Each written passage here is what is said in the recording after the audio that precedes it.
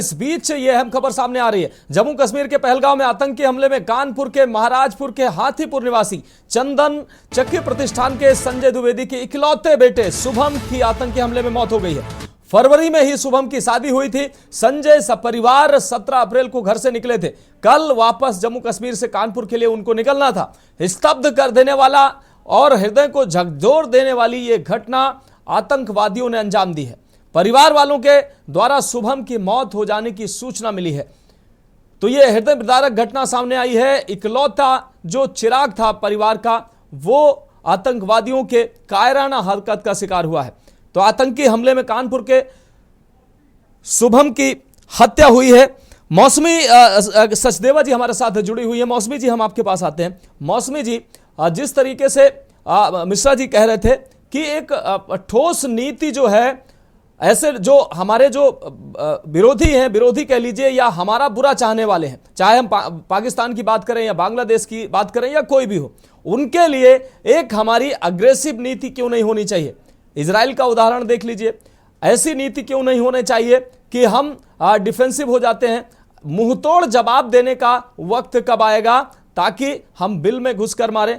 हम surgical strike करते हैं और भी तमाम कार्रवाइयां करते हैं, लेकिन हमले रुकते नहीं हैं और एक बार फिर से ये देश पर कायराना हमला हुआ है। मनोज जी, भारत जो है एक बहुत ही स्मार्ट डिप्लोमेटिक कंट्री है, राइट? तो वो फुल फ्लेजेड और फुल स्केल वॉर के लिए नहीं जाएंगे, पर अभी जो इनका नीति होगा, मिलिट्री स्ट्राइक्स होगा, सर्जिकल होगा या कोवर्ट होगा। और जो ये लोकल जो अंडरग्राउंड वर्कर्स है या लोकल सिंपथाइजर्स है, उनको क्रैकडाउन करना बहुत जरूरी है। बिल्कुल, क्योंकि लोकल सिंपथाइजर्स को अगर क्रैकडाउन नहीं करेंगे, ये लॉजिस्टिक सपोर्ट उनको मिलता रहेगा, उनको गाइडेंस मिलती रहेगी। So it is very important कि जो लोकल सिंपथाइजर्स है, रेडिकलाइज्ड यूथ है, उनको क्रैकडाउन करना भी बहुत जरूरी है। फुल स्केल वॉर तो भारत अभी मुझे नहीं लगता कि ऑप्ट करेंगे। सेकेंडली, ये एक लर्निंग लेसन है डिफेंस के लिए, भारत के लिए। ये कहीं ना कहीं इंटेलिजेंस, ये फेलियर ऑफ ट्रैक इंटेलिजेंस है। Secondly, ground level human intelligence में कहीं कमी रह गई है। थर्डली, जो सॉफ्ट टारगेट्स है, जो टूरिस्ट स्पॉट्स है पहलगांव जैसे, वहां पे सर्वेलेंस ड्रिल होना चाहिए।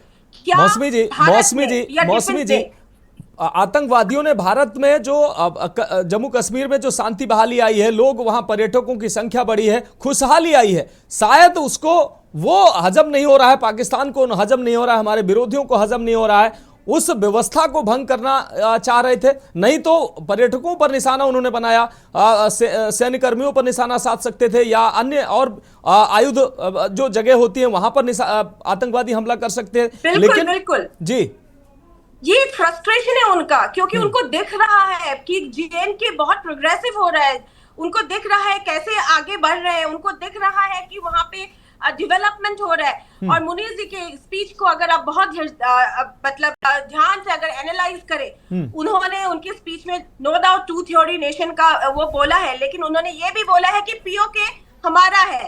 हाउ शेमफुल, हाउ आयरनिकल, जब आपके खुद के पास खाने पीने के लिए वो नहीं है, आपके यूथ खुद बोलते हैं कि मोदी जी जैसा प्राइम मिनिस्टर हमारे देश में होना चाहिए।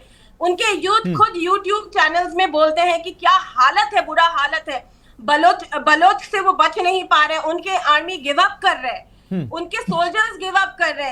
ऐसे हालातों में इकोनॉमिक डेवलपमेंट देखिए कितना, दूसरों के भीख में जी रहे हैं। आप बोले कभी चाइना को भीख मांग रहे, कभी किसको। ऐसे हालात में उनको ये नहीं दिख रहा है कि अपने देश के बेहतरीन के डेवलपमेंट के लिए काम करें, लेकिन उनको यही जैसे सर ने, अखिलेश जी ने अभी बोला है कि इनकी जो इडियोलॉजी है वो उनसे वो पीछे नहीं हट पा रहा है। उनको ये फ्रस्ट्रेशन है कि POK के, उनको ये डर भी है कहीं ना कहीं कि POK हाथ से निकल जाएगा, और निकल जाएगा। POK भारत का अहम हिस्सा है, हिस्सा रहेगा। ये इनको डर है कि जो डेवलपमेंट JNK में हो रहा है, POK भी हाथ से उनके निकल जाएंगे। तो इसीलिए ये सब हरकतें ये लोग करते रहते हैं, डिस्टेबलाइज करने के लिए हमारे JNK में और लोगों के बीच में एक डर। अब देखिए, ऐसे सॉफ्ट टारगेट्स लिए हैं पहलगांव जैसे, कल से क्या होगा, लोग डरेंगे आने के लिए। अब मेरा ही प्लान था 25 को कश्मीर जाने का, तो डेफिनेटली मैं भी 2 बार सोचूंगी या मेरे घर वाले 2 बार सोचेंगे। तो ये जो टूरिज्म का बहुत डेवलपमेंट हुआ था। ठीक है, बिल्कुल मौसमी जी हम आपको रोकेंगे, मौसमी जी हम आपको रोकेंगे। इस बीच हमारे सहयोगी विनीत शर्मा जी हमारे साथ जुड़े हुए हैं। विनीत जी, अगर बात करें इस कायराना हरकत की, कायराना हमले की, इसको लेकर 26 जो पर्यटक हैं उनकी मौत की खबर सामने आ रही है। हालांकि मौत का ये आंकड़ा बढ़ चुका है, लेकिन 26 जो आधिकारिक आंकड़ा सामने आ रहा है, क्या कहेंगे आप? ये कायराना हरकत भारत को एक बड़ा जवाब देने का वक्त आ गया है। भारत को कड़ा जवाब देने का वक्त है और भारत ने कड़ा जवाब पहले भी दिया है। पुलवामा अटैक के बाद भी भारत ने पाकिस्तान को सबक सिखाया था, लेकिन शायद उस सबक को बीते हुए दिन हो गए। अब एक नया सबक सिखाने का समय आ गया है। अगर हम इस हमले की स्ट्रेटेजी को देखें तो 3 बड़े कारण इसके हमको समझ में आते हैं कि पाकिस्तान ने या आतंकवादियों ने आज ही इस हमले की तारीख को क्यों चुना। इसमें बहुत बड़ी पीछे की एक जो चेन है, अगर हम उसको खंगालें तो देखिए, जेडी वेंस भारत के दौरे पे हैं, खुद प्रधानमंत्री नरेंद्र मोदी जेद्दा के दौरे पे हैं, सऊदी अरब पे हैं, और हाल ही में भारत की जो सबसे बड़ा पुल जो भारत ने श्रीनगर में बनाया, जम्मू कश्मीर में जो रेलवे ब्रिज बनाया, जो दुनिया का सबसे बड़ा पुल है, अब उसमें ट्रेन की शुरुआत होने वाली है। और हाल ही में अभी बीते कुछ दिनों पहले अगर मनोज अगर याद करें तो पाकिस्तान के जो जनरल हैं वहां के पाक सेना के, उन्होंने एक हाल ही में कहा था कि जम्मू कश्मीर गले की नस है। यानी उन्होंने क्या इस हमले के संकेत पहले ही दे दिए थे? क्या उन्होंने पहले ही ये एक वन लाइनर में ये डिक्लेयर कर दिया था कि आने वाले समय में भारत को एक चोट देनी है? क्योंकि पर्यटन के लिहाज से अगर देखें तो जम्मू कश्मीर भारत के लिए बहुत जरूरी है, क्योंकि सबसे ज्यादा डिपेंडेंसी अगर जम्मू कश्मीर की किसी चीज पे है तो वो पर्यटन पे डिपेंड करती है। और आने वाले समय में अभी 3 जुलाई से अमरनाथ यात्रा भी शुरू होने वाली है। तो बिल्कुल अगर इसको एक प्लान के तहत देखें तो पाकिस्तान के द्वारा, आतंकवादियों के द्वारा रची गई एक बिल्कुल सुनियोजित साजिश है, जिसको इस तरह से अंजाम दिया गया है कि एक भारत में दहशत का माहौल बने और पाकिस्तान से लेकिन विनीत जी अगर बात की जाए, कश्मीर में पर्यटक पहुंच रहे थे, कश्मीर के लोकल लोगों का वहां भला हो रहा था, लेकिन वहीं के लोकल लोगों ने इन आतंकवादियों को शरण दी है। उन्होंने अपने पैर पर खुद कुल्हाड़ी मारी है, अपने जो रोजगार को वो खुद छीनते नजर आ रहे हैं। वो कश्मीरी जो ऐसे आतंकवादियों को शरण दे रहे हैं।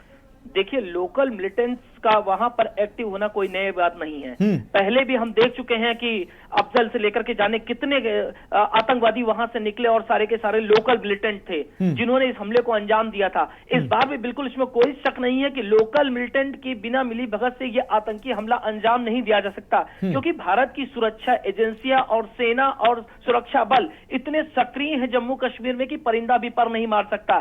जब तक वहां के लोकल मिलिटेंट या वहां के अलगाववादी नेता या वहां की सियासी पार्टियां जो इन हमलों में अधिकतर पीछे उनका हाथ रहा है, गाहे बगाहे ये सबूत आते रहे हैं, तो बिना उनके हाथ लगाए हुए इस घटना को अंजाम नहीं दिया सकता। लेकिन अभी ये बहुत जल्दबाजी होगी कहना, क्योंकि अब सेना एनआईए इसकी जांच करेगी। गृह मंत्री खुद वहां मौजूद हैं, सेना ने पूरा कॉर्डन ऑफ कर रखा है। हमें सुबह तक या कल शाम तक बिल्कुल एक अच्छी खबर आएगी कि इन आतंकियों को जमीन में खोद के गाड़ दिया गया है सेना के द्वारा। मनोज जी, बस हमें इंतजार करना है कल शाम तक का। निश्चित रूप से बहुत शुक्रिया विनीत जी। जहन्नुम में निश्चित रूप से हमारी सेना ऐसे कायरों को और ऐसे आतंकवादियों को जरूर पहुंचाएगी। हमारे साथ मोहम्मद आमीन जी जुड़े हुए हैं। मोहम्मद आमीन जी, हम आपके पास आते हैं। मोहम्मद आमीन जी, हम सक्षम हैं, हमारी सेना सक्षम है, जवाब देने के लिए हम सक्षम हैं। वो अलग बात है कि हम देश की तरक्की चाहते हैं, लेकिन हमारे जो दुश्मन हैं वो नहीं चाहते हैं कि हम खुशहाल रहें, और इसी अमन चैन को बिगाड़ने का ये प्रयास है। मानते हैं आप?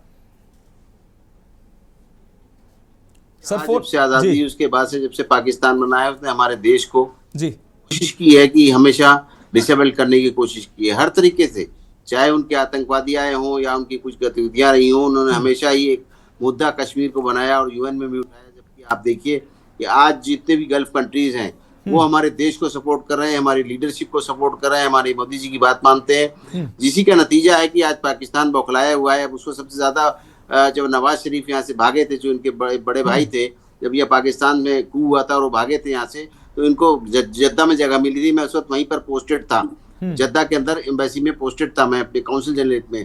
उसी के सामने ये जाके नवाज शरीफ रुके थे वहां पर और इनको जगह दी गई थी सऊदी ने। तो आज ये बौखलाए ये इस बात को है। देखिए, इस बात की बड़ी इंपॉर्टेंस है कि आज हमारे देश की जो प्रधानमंत्री हैं वो वहां पर गए हैं, उनको सर्वोच्च रिस्पेक्ट दी गई है और कितने बड़े बड़े वहां पर 34,000 निश्चित रूप से सर, आप ये जो आतंकी और हमारे दुश्मन बौखलाए हुए हैं सर, बहुत शुक्रिया आपका हमारे साथ जुड़ने के लिए। मौसमी जी आपका भी बहुत शुक्रिया, और अखिलेश सर आपका भी बहुत शुक्रिया हमारे साथ जुड़ने के लिए। तो हमारे दुश्मन निश्चित रूप से हमें हमारे अमन और चैन और हमारी खुशहाली को देखकर निश्चित रूप से वो परेशान है, इसलिए ऐसे आतंकवादी हमलों को अंजाम दुश्मनों के द्वारा दिया गया है।